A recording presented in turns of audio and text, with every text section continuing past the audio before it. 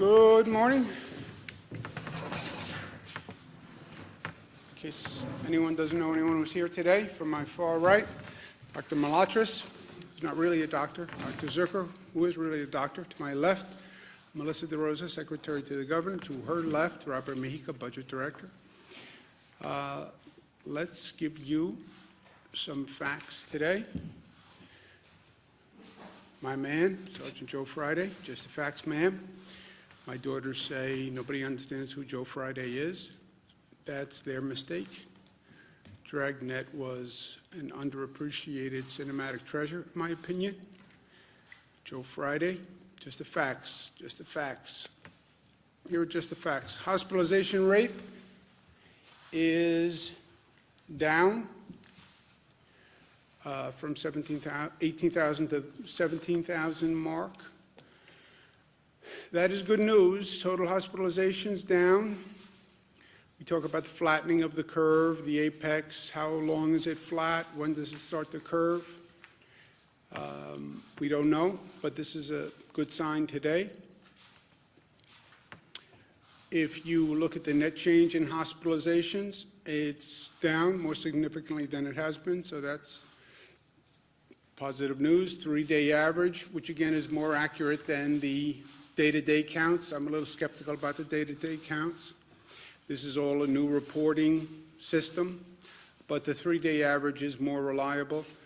ICU admissions number is also down significantly for the first time, so that's good news. Intubations is down, and that's really good news because the intubations ultimately lead to the worst news. 80% roughly of people who get intubated never come off the ventilator. The number of new people who are diagnosed with COVID, about 2,000 still yesterday. So when you see the reduction in rates, remember what we're talking about. We're talking about a reduction in increases. You still have 2,000 people every day about who are walking into a hospital for the first time or who are being diagnosed with COVID for the first time. And 2,000 is still a lot of people. But the good news is it means we can control the virus, right? We can control the spread. And we did not know for sure that we could do that. We speculated that we could do it, but we didn't know. So now we know that we can control this disease. The bad news is 2,000 people walked into a hospital yesterday for the first time with the disease, and the worst news is 600 people died yesterday from the disease. That is still continuing at a really tragic rate. Of those deaths, 577 in hospitals, 29 in nursing homes. We've been watching the nursing homes because nursing homes in many ways are ground zero for this situation. Last night, the number in nursing homes was relatively low. Everyone asks the same two questions: when is it over? And how do we get there? How do we start to make our way from here to there? When is it over? As I've said, you know, when is it finally over? It's over when you have a vaccine, and that's 12 months to 18 months. We've said to the FDA, any way we can be helpful in the testing of that vaccine, how do we accelerate that? How do we expedite it? New York is ready, willing, and able to do that with the FDA. Maybe there's a medical treatment between now and the vaccine. That would be great. But those are unknowns, and it's out of our bailiwick. We are working with a lot of companies that are working on treatments. We're testing treatments in our hospitals, but that's a pure medical research and development function, which is beyond us. At the same time, how do we unpause New York? New York is now on pause. How do we unpause it? First, do no harm. Don't let that infection rate go up to the best of your ability. Don't lose the progress that you have made. Second, now go back that we have some stability and we can actually work with the healthcare system, which we had on overdrive for many, many weeks. And we had increased the capacity, as you remember. Every hospital had to increase capacity 50%. I mean, just think about that. 50% more beds, staffing those beds during this horrific period. Now we have a chance to be more intelligent, frankly, about handling our healthcare system. Testing and tracing, testing and tracing, testing and tracing, and we need the federal government to work with us on that. And then phasing an economic return to the quote-unquote new normal, right? Those are all activities that are going on at the same time, and that's our plan to quote-unquote unpause New York. You stopped everything. How do you now restart that machine in a coordinated way that doesn't drive up the infection rate? That's the balance that we're trying to strike. On unpausing and having businesses open, that is a nuanced question. There's no light switch. It's not all businesses go back tomorrow. It's what businesses, what do they do, what risks do they pose, and what changes can they make in their business to make them more safe. You know, this is not just government deciding. It's government deciding with private businesses who now have to take a look at this new normal, this new reality, and tell us how they think they can adjust to it. One of our questions in evaluations is, how essential is that business service, right? You have to start somewhere. Right now we have the economy working with what are quote-unquote essential workers. That's why the grocery store is open. That's why public transit is running. All right, so we want to start to bring the economy back, move up one tranche on how you define essential. What's the next level of essential businesses? Are there certain businesses that are inherently safer or can be safer? And then let's talk about how we reopen them and where we reopen them. And these are all questions that we have to work through on a case-by-case basis. But there is a matrix. And the matrix is how important is the business to society, how essential a service, and how risky is that business from a rate of infection. And obviously, the more essential a business, the lower the risk, the more they are a priority. And then how do you do it? You do it in phases of priority, and then you phase it up the way we phased it down, which is by percentages. And this is going to be an ongoing process over the coming weeks that we're working through with the other states. But the what, the how, the when, looking at how important that business is and what the risk that business poses, and then do it in coordination with our other states, because this is really a regional issue and it should be addressed on that basis. Coordinating with the other states doesn't mean we'll always be in lockstep, but we'll talk through everything first, and hopefully we're not doing something that's contradictory to another state at a minimum. And so far, so good on that exercise. And that analysis is ongoing. But it's not going to be all about what government does, what government does. The private sector now has to think about what they do and how they do it and how they can do it differently in this new normal. Reimagine your workplace. And we learned a lot through this situation. People worked from home. Well, how many people can continue to work from home and the business still work? How do you socially distance in the workplace? Can you socially distance in your workplace? What are your new normal procedures and practices? How do you think you're going to get workers back and forth, and what precautions would you take? In the workplace, how would people work, and where would they sit, or where would they stand, and how do you do it without conference meetings, and how do you do it without gatherings?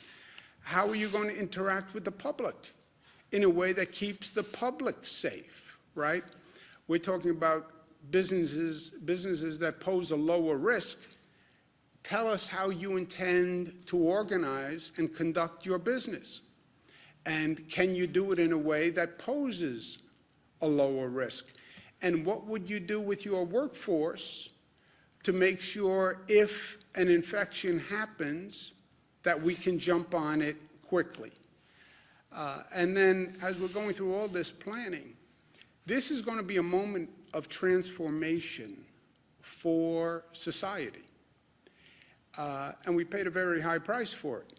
But how do we learn the lessons so that this new normal is a better New York? And there are lessons that we must learn from this because we do need to do things differently, or we can do things differently, and we can do things better.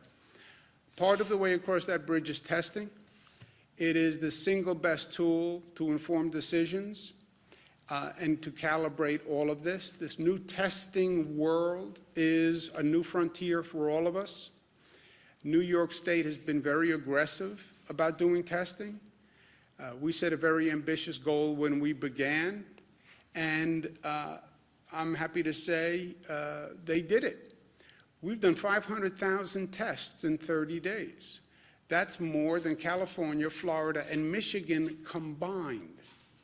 And this is all about figuring it out first and taking a system that frankly didn't exist and creating this testing system and this testing regimen.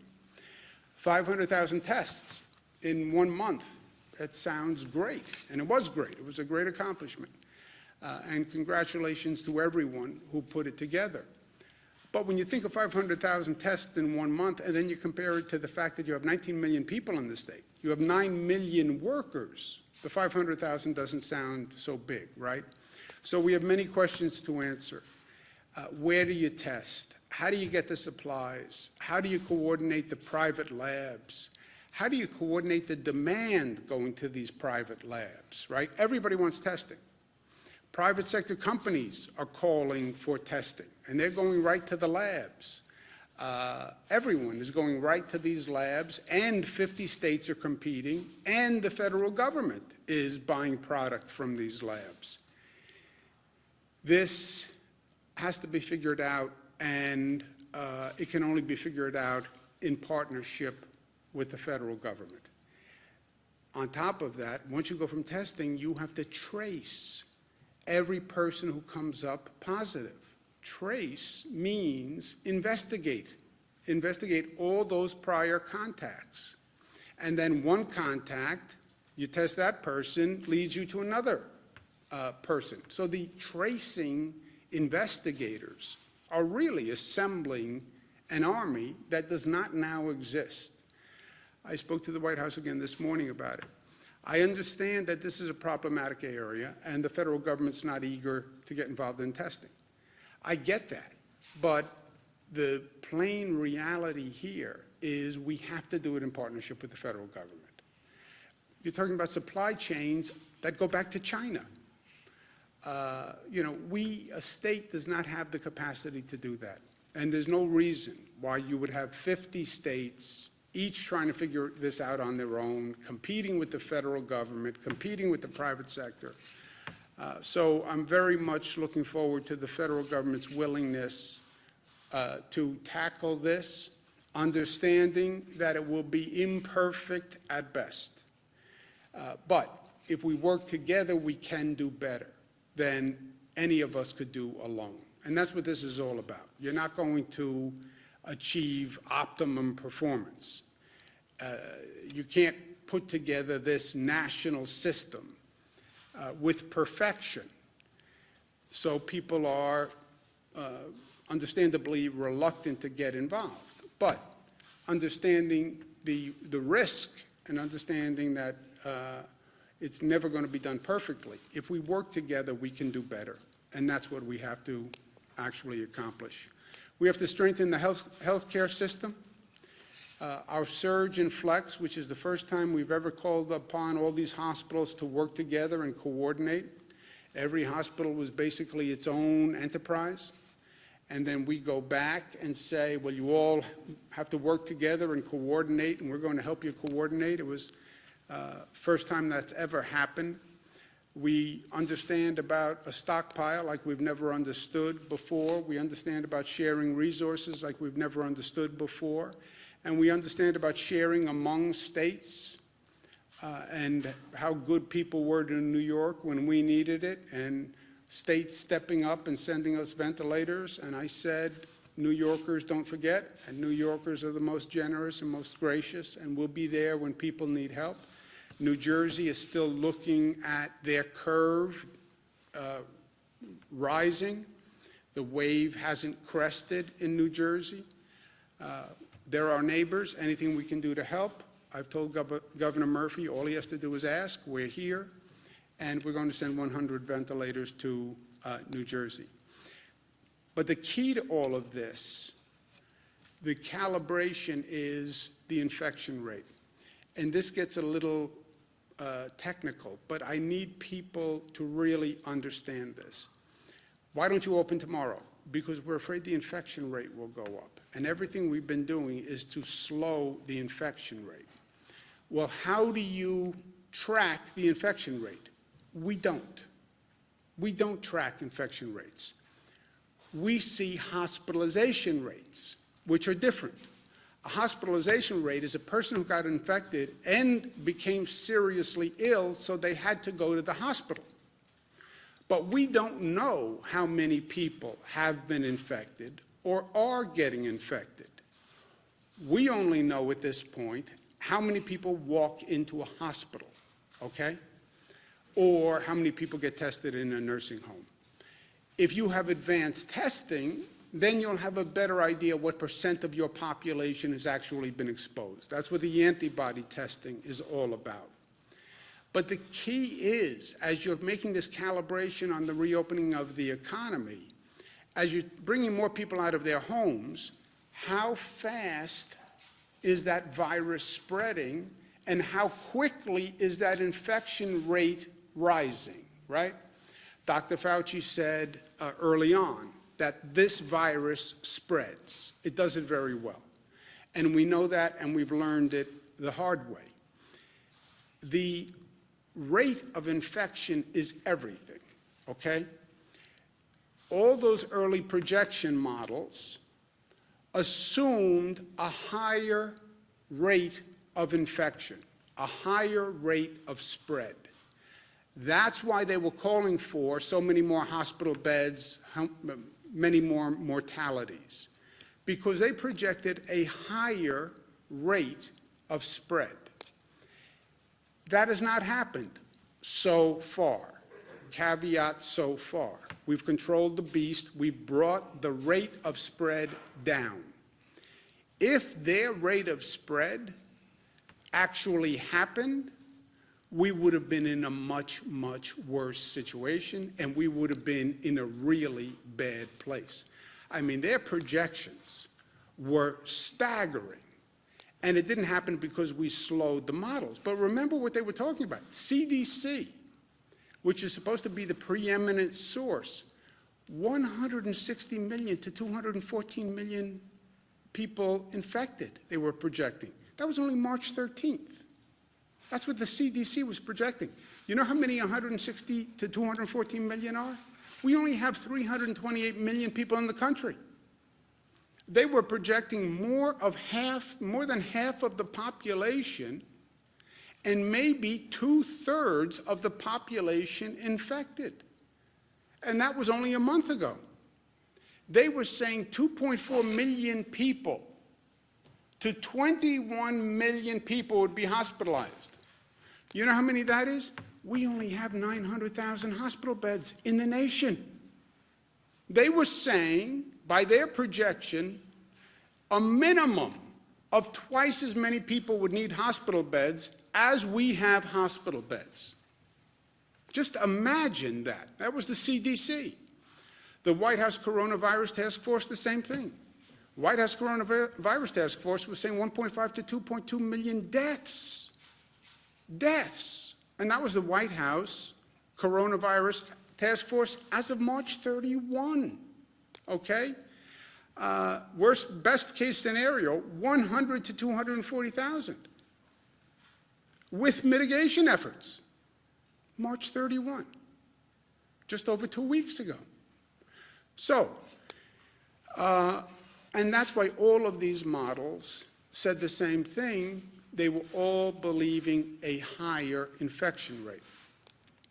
Now, and that's McKinsey, and that's Columbia, and that's Cornell, that's all of them. That's the Gates-funded model. They were all projecting a higher infection rate.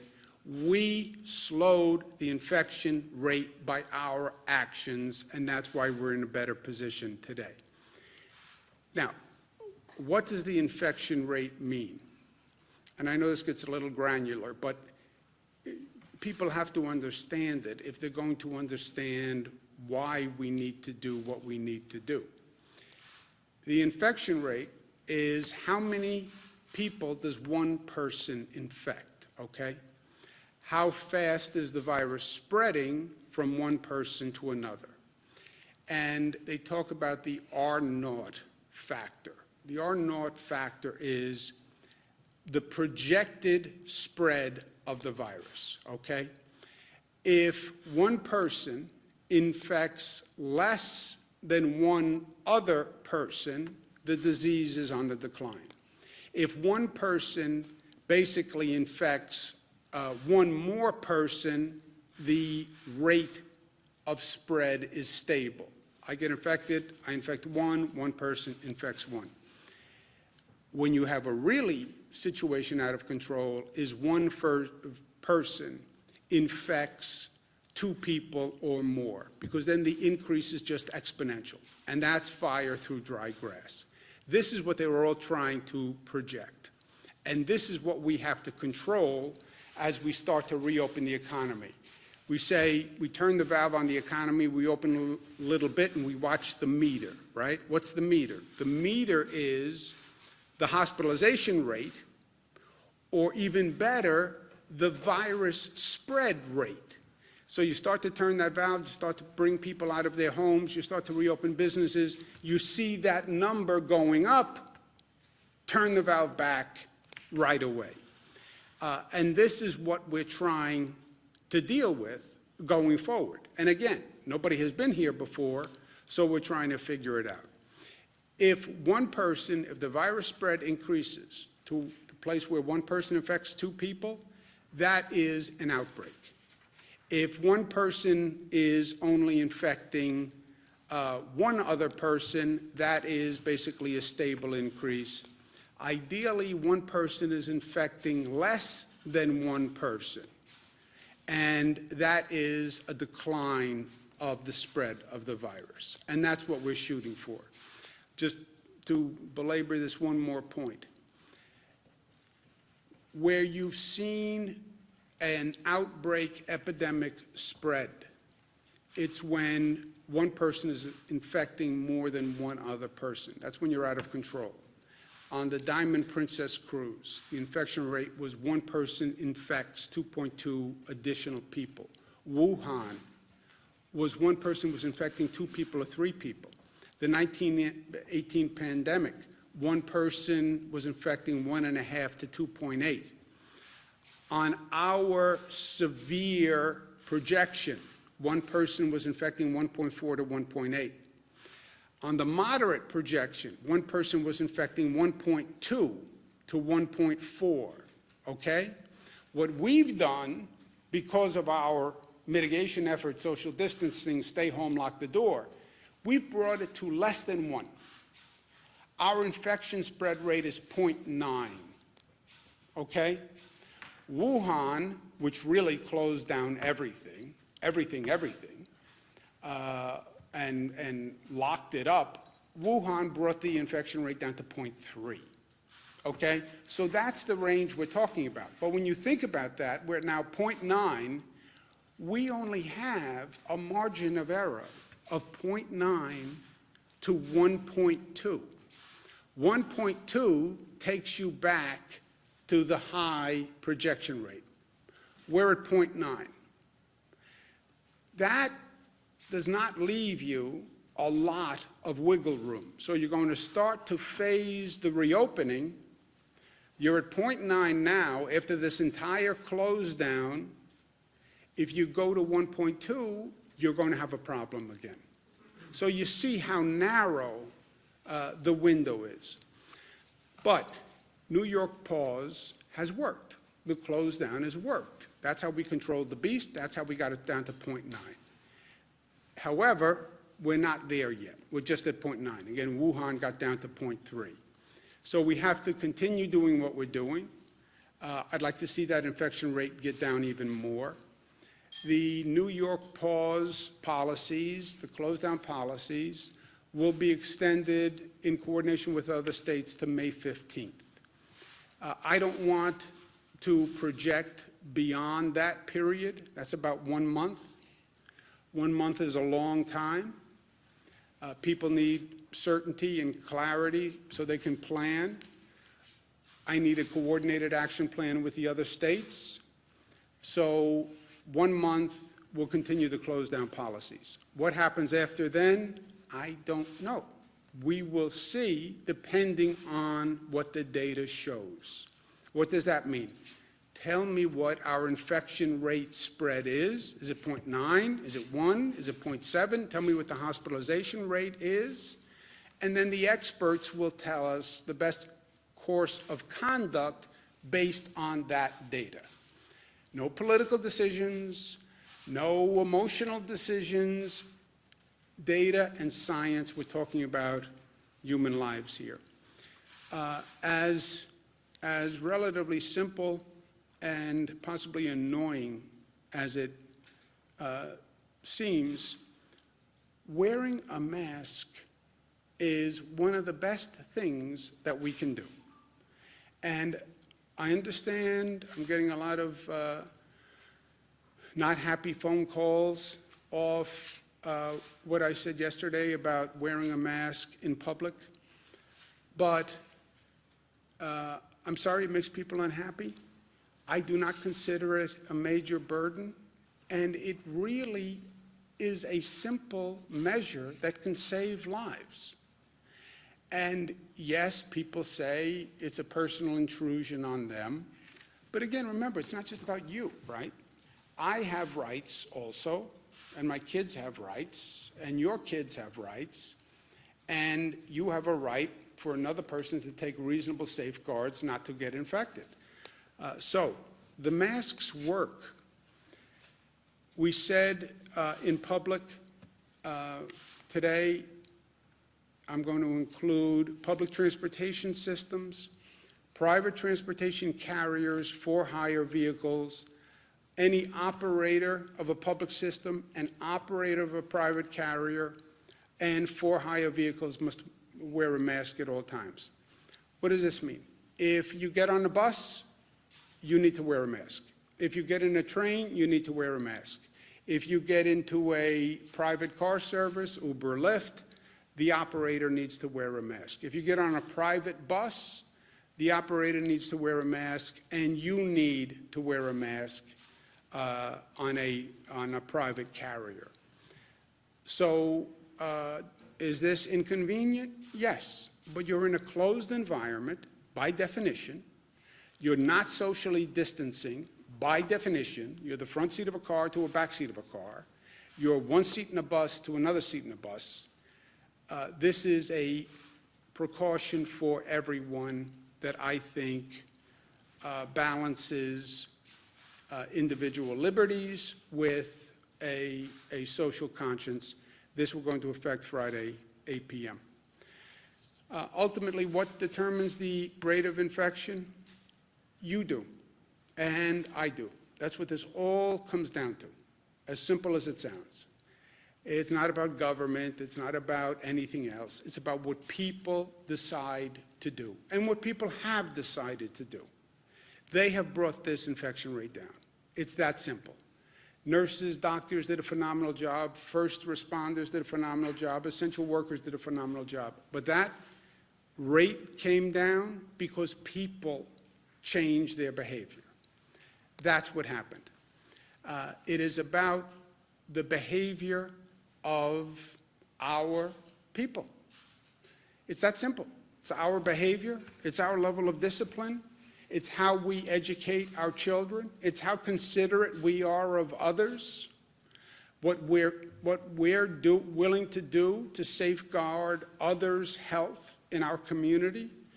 That's what makes all the difference on what we're doing. And it is the simple things. It's wearing a mask, it's washing your hands, it's the hand sanitizer, it's the social distance, it's making sure your children understand what to do, what not to do. It's all of these simple procedures that seem almost insignificant, but on a collective basis make all the difference in the world. And it is making smart choices. I want to get out of the house, I'm going crazy, I need to do this, I need to do this. I know, but be smart. Be smart. And engage what you're doing relative to everyone else and relative to the overall goal. But I will tell you, and I don't know that people truly appreciated this. I don't know that I did. Of all the unique aspects that we have learned going through this, the most positive and the most surprising to me has been how people have responded. The policies that I have communicated are not worth the paper they are printed on. I could stand up here as governor and say, we must do this, we must do this, we must do this. These are some of the most life-changing policies government has ever issued. Think about it. This is not government saying, here's your tax rate, here's age of voting. This is government saying, stay in your house, don't touch another person, wear a mask. Government, I don't even have the ability to enforce these measures on any scale if people said, I'm not willing to do it. These policies, which are difficult, which are life-changing, they are being implemented by people because people are choosing to do the right thing. It is that simple. And what this is all about, today, the masks on transportation. I trust in New Yorkers. You know, I believe if the facts are presented to the people in this state, New Yorkers will do the right thing. What is the right thing? There's always a right thing. It is the appropriate path that is socially and morally correct. And New Yorkers have a very strong right thing quotient. They know what the right thing is when they hear it. And all I'm trying to do is give them the facts and the information to explain why I'm suggesting these actions. They decide whether or not to follow them. I can't put a mask on 17 million people. 17 million people will decide whether or not they'll do it. But they have done it because they have the facts, they have the information, they understand the risks, they understand the rewards, they understand the consequences, and what they have done has worked. And it's brought this state forward, and it'll bring this nation forward. And that's New Yorkers at their best. And that's because we are New York tough, and because New York tough is more complex than the word suggests. It's smart, it's united, it's disciplined, and it's loving. And New Yorkers have proven that time and time again, every day for 46 days. Questions? Governor, let me answer. 10 nursing home residents have died of COVID-19. Can we do this today? Let's try something new. Let's not all talk over everyone. I'll make sure we answer. I'll get to you to answer the question. And let's just start. You know what? Go to Jesse. Or let's go to you first. Okay. In Hornell, New York, at least 10 nursing home residents have died of COVID-19. Philmont, there have been at least 23 cases and 6 deaths at one nursing home. The state helped mass test 15 residents at a New Windsor assisted living facility. How many and which nursing homes have reported clusters, outbreaks, or requested mass testing from the state, and where are they? And is the state advising nursing homes facing outbreaks to open COVID-only units or transfer patients elsewhere? Would you seen at least in a couple I will cases? get you, I don't know, we have hundreds and hundreds of nursing homes in this state, so I don't know what has happened in every nursing home in the state. I don't have firsthand knowledge of what happened with the nursing homes in Hornell, New York, but we will get you today a list of information by nursing home to the best we have, and as we get that updated, we'll get it to you. Jesse? Governor, on the economic toll of this, Mayor de Blasio is talking about a $7.4 billion hit in terms of tax revenue. Have you discussed help for the city of New York vis-a-vis that, as well as, you know, the 1.2 million people who are now applying for unemployment in the state? Yeah, Jesse, it's simple. Yes, we've had multiple conversations. It's not just New York City, it's Nassau County, Suffolk County, Westchester County. It's every county in the state. It's every local government in the state. And the short answer is we cannot do it. You know, I have a $10 to $15 billion hole. So I'm not in any position to help any of them. That's why I've said this is where the federal government has to step in. And it defies understanding that the federal government is going to say, we've passed major pieces of legislation, pat us on the back, to protect the economy and move the economy forward, but you don't fund state and local governments? And when you don't fund the state and local government, it means the state and local government has to turn around and cut everybody that relies on them. It's not smart, it's not right, it's counterproductive. I understand you don't get the same political credit when you fund New York State or New York City or Nassau County or Suffolk County because it doesn't represent any voters, any people. It's just a governmental entity. I get that. And I get that politically they like to pass legislation where they can call up someone when they get home and say, hey, Jesse, I got a check for you. I understand that. But at one point, you have to put the politics aside and say, we have to do something that's actually makes a difference. And how can you even pretend that you're addressing this crisis when you're starving state and local governments? And that's not a Democrat to Republicans. National Governors Association, headed by a chairman who's Republican, Governor Hogan, great guy, great governor. Myself as vice chairman, we sent a letter saying that to the administration. And by the way, I say it to my Democratic congressional members. I said to Senator Schumer, I said to Senator Gillibrand, you pass a piece of legislation that starves state and local governments, you're not helping the country. You're just not. Well, we have to get to yes. It doesn't matter to get to yes if the bill doesn't do what the purpose is.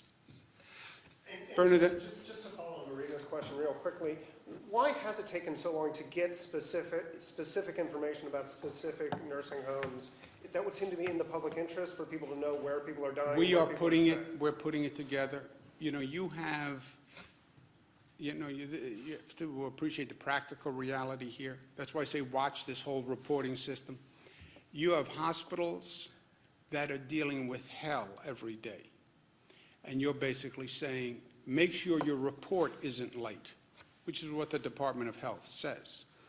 Nursing homes that are dealing with hellacious situations, or make sure your report is on time. Yeah, and look, I've been on the phone with these types of facilities, and they say, I understand, make sure my report is on time. I have 7 people critically ill. I'm short-staffed. I don't have enough PPE, and you're giving me a hard time about reports. So in the balance of things, I understand the degree of difficulty. And how many nursing homes are there? 613. 613 nursing homes, right? So you're not talking about one phone call. But we are getting the data. It is coming in. When will we have it? Do we know? Today. You mentioned that there's, obviously the flattening of the hospitalizations, but we had yesterday the highest, or the day before, the highest number of positive cases since testing started. Are you concerned about seeing that number tick up, and why might that be while the hospitalization? The testing is not indicative of anything, in my opinion. It is not a random sample. It is a function of how many tests you are doing. What's been happening is our testing capacity is going up. As our testing capacity goes up, the more tests you do, the more positives you find.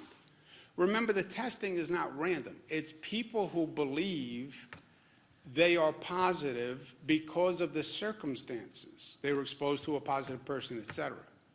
So you're getting people who you think are positive to test, and then the more tests you take, the more positives you're going to find. The hospitalization rate of any of these rates, the most indicative is the hospitalization rate. Because what it's telling you is these are people who are infected and were seriously ill. That's what the hospitalization rate tells you. It's the only real data you now have. It doesn't tell you the rate of infection spread and whether it's increasing or decreasing. But it tells you how many people walked into the hospital who were positive after they were tested and who were seriously ill. That's the only number you have that is statistically representative. President Trump accused New York City of padding the death count, padding the numbers, because they changed the way that they're reporting. So now they're saying they added something like 3,800 new deaths based on in-home deaths. What do you say to that? Do you think that the president is correct in saying that? And also, when is the state going to start having that separate category? Yeah, Melissa knows this better than I do. Look, I think what you're seeing is, well, first, I don't know what the president said specifically, what his words were. And why would New York City want to inflate a death toll? I mean, that doesn't make a lot of sense. It's bad enough as it is. It's painful enough as it is. Why would you want to inflate a death toll? Look, I don't know, but it sounds even more bizarre than usual that anyone would want to do that. I think what's happening is they're changing. CDC put out different guidelines about what numbers you must report. We've always said all we really know are deaths in a hospital or deaths in a nursing home. Could people be dying at home because of the coronavirus and we're not counting them? Yes. Was this a rough estimate? Yes. So now we're trying to refine the estimate, other categories, other possibilities. I think that's what it is more than anything. It's more of a reporting process. But Melissa, do you know anything more? No, it's exactly what the governor said. So the CDC put out guidance on reporting. So actually, it's the president's own CDC that put out this guidance. And the city was very clear. They actually did not tack on that number to the total death count. They created a new category that's called probable deaths. This gets murky, right, because a lot of people are dying of various things, and if it's shortness of breath or you had a fever, there's a lot of assumptions that could be going on behind the positive. Everybody knows in this room, Assemblyman Brodsky, the assumption was that he had died from COVID. A few days later, they discovered it actually wasn't COVID. So the number is not precise, and the city actually did not put that number into the death count number. It's a separate category. I actually believe the press misreported this in some instances and conflated the two. And so that's what it was. But they did not pad the numbers, and this was a CDC-directed category that the city started reporting that the state is actually also working to report. Excuse me a second. Did you want to add something, Doctor? It's exactly what you had mentioned. It's the presumed, as Melissa said, they're presumed deaths, that somebody died from something which may have been a different respiratory illness, and they said, well, maybe it's coronavirus. Right, because the Post reported last week that EMS and law enforcement were going to homes and getting that raw data and saying, hey, this could potentially be a much larger number. So is that the kind of misreporting you're thinking about? So, but I'm saying when I say conflating, I'm saying there's probable deaths, and then there's the people who we know to have confirmed died of COVID. They tested positive, or after they died, there was an autopsy done, they tested them, and they confirmed after they died that they had COVID. So probable is a category that it's somebody who died, and based on the symptoms or based on how they died, they believe that it could probably have been COVID. So that's that category. The underreporting of the deaths in the home is another added complication into all of this. But to answer your first question, the city did not pad the numbers. They created a separate category to address the probable deaths, which was a directive of the CDC. Yeah, I think what happened, I think that refreshes my recollection. I don't think the city put the numbers together. I think the Times wrote a story that put the numbers together and then said they had a much higher number. I get it's a great headline, but it's not totally accurate. Karen? Reports out of hospitals that some of the COVID patients, or a significant number, are having kidney failure, and that now that there's a shortage of the dialysis machines, I guess maybe that's more of a question for Dr. Zucker, of how, is that something that you're Shortage worried of about or dealing dialysis with? machines? We have heard that we are looking into this about those who need renal dialysis and to make sure the machines are available for individuals.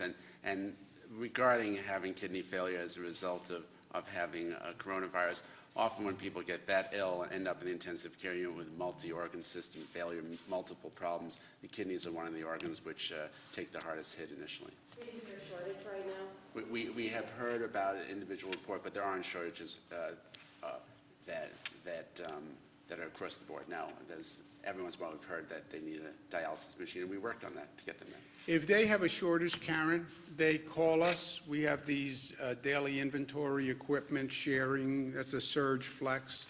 So if any hospital has a shortage of anything on a daily basis, they let us know, and then we find that, and we've been able to find that equipment for them or that PPE, so nobody's had an actual shortfall.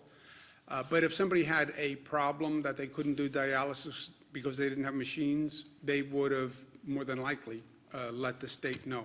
Go ahead. I have a few follow-up questions on masks. Does the mandate apply to kids? 2 years and older. 2 years and older? Depends how you define kid. Which is what the CDC recommends. Okay. Yesterday, when referring to the mask mandate, you said it's not that inconvenient. You said, what's the big deal? For many people, we've learned it is a big deal to wear a mask. They feel that this is a symbol of government control. A lot of people feel that this is a symbol people are falling prey to fear. And we've seen doctors on the news for weeks now saying that regular masks, regular medical masks, and the cloth masks do little to protect you from coronavirus. Do you feel like you're underplaying the impacts of your mandate? No, I said, I don't know how I can be underplaying. I said that I know there's a lot of opposition to this. I've had many people say they don't like it. So, no, I'm fully aware of the opposition to wearing a mask. It's a face covering, right? Just so we're all saying the same thing. It's a mask or a cloth covering of the nose and mouth. It doesn't have to be a mask. It could also be a cloth covering. But no, I understand that people do not like it. And people understand, some people do not like it. And some people think it is an imposition. And it is a government overreach. I understand that. By the way, some people think the close down order was a government overreach. Some people think that this is all a fabrication and a political conspiracy. To them, I say, if you don't think 600 people died yesterday, and if you don't think that's a problem, I disagree with you. If you doubt that 600 people died, I'll bring you to see the 600 people. So is it a fabrication? No, 600 people died yesterday, okay? And that's a reality we deal with every day. We want to see fewer people die. I'm asking New Yorkers to wear a mask, not just to protect yourself, but to protect other people from you. If you have the virus, you can infect other people. And you have a liability, a responsibility not to infect me because you're sick. And that's what a mask would help. I understand the opposition. My phone's ringing off the hook with the opposition. I also understand what 600 deaths mean. I understand the toll on the healthcare system. I understand the nurses and the doctors who are stretched to their limits. I understand the police officers who go out there every day and who are afraid. And asking New Yorkers to wear a mask at this time, I think, is more than reasonable. I understand that people disagree. Are you wearing a mask on the day-to-day? When I am in public circumstances, yes. Here in this room, no. Let's do someone who didn't ask a question. What will it take for us not to have to social distance?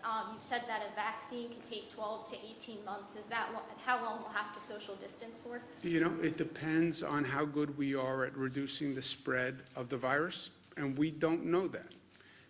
It also depends on when they come up with a medical treatment, and we don't know that. So I understand people want certainty and closure, but we don't have it. We don't have it. Let's do someone who didn't ask a question. Josefa? California, Gavin Newsom is giving undocumented immigrants $500 since they were cut out of the federal stimulus package. Is New York considering doing something similar, and can we do that considering our financial state? Well, look, we financially, if we don't get the federal government to actually pass a piece of responsible legislation, and I've said to to the extent they care for my 2 cents, our senators, don't pass a piece of legislation if it's not responsible. Well, then they'll say we didn't pass legislation. Yeah, say I wouldn't I wouldn't pass an irresponsible piece of legislation. Better than passing an irresponsible piece of legislation, right? If those are the options, life is options. So yeah, we are at a point financially where we have a $10 to $15 billion deficit. Yesterday I was asked about, well, why not just let the raises go through for state workers? When you are broke, it would be irresponsible to do these things. I do hope and believe the federal government should have a more inclusive policy. Right, let's do one. Undocumented immigrants, that there's no shot. Well, we're looking at it, but we have real financial problems right now. Hey, Governor, at a time when you're talking about the importance of regional coordination, it seems Governor Murphy is allowing state parks to stay open, yet here in New York State they are closed. Is that problematic? You know, as I said, there's not going to be 100% conformity of the plans. More, it's understanding what they're doing, what we're doing, so we don't conflict and bump into each other, which has happened in the past, because people make decisions.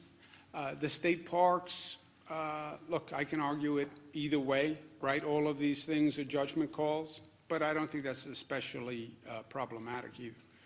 And regarding unemployment, we're hearing stories that people are still not getting return phone calls within 72 hours, particularly people who are self-employed, who have lengthy documentation to fill out. Has that been an issue? I don't know if it's for you. I have not heard that. Melissa, do you know where that is? So again, let's do some context here. As Jesse noted, and the Labor Department is going to be putting out the figures later today, another 400,000 people filed claims on insurance in the last week, the week ending this past Friday, which brings us up to 1.2 million claims in the last 5 weeks. To give you guys a sense of comparison, during the entirety of the 2008 crash, New York State lost 300,000 jobs.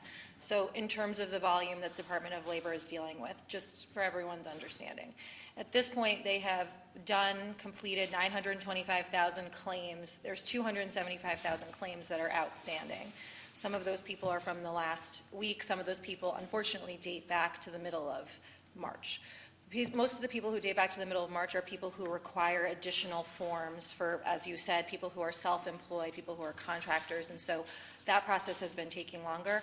We're working together to try to figure out the best way possible to expedite this. It's great that the system has worked better for some. If you're one of the people who are still struggling, it doesn't matter at all, and we understand that, and I sympathize with that, and I apologize for that. And we're going to continue to do everything we can to bring the system up to deal with this scale as soon as possible. Let's do one more. So we can go. What about low-income people or homeless people who maybe might not be able to purchase a mask? Is there going to be a way for them to maybe pick up one or something? Yes, we're working on that, and we're working with local governments in making sure people who can't pay for a mask can have one. Remember, it's not a mask. It's a face covering, so it can be a handkerchief, a bandana, it can be a cloth covering, et cetera. It can be stylish or fashionable or just boring and plain like mine. All right, I'm going to go to work.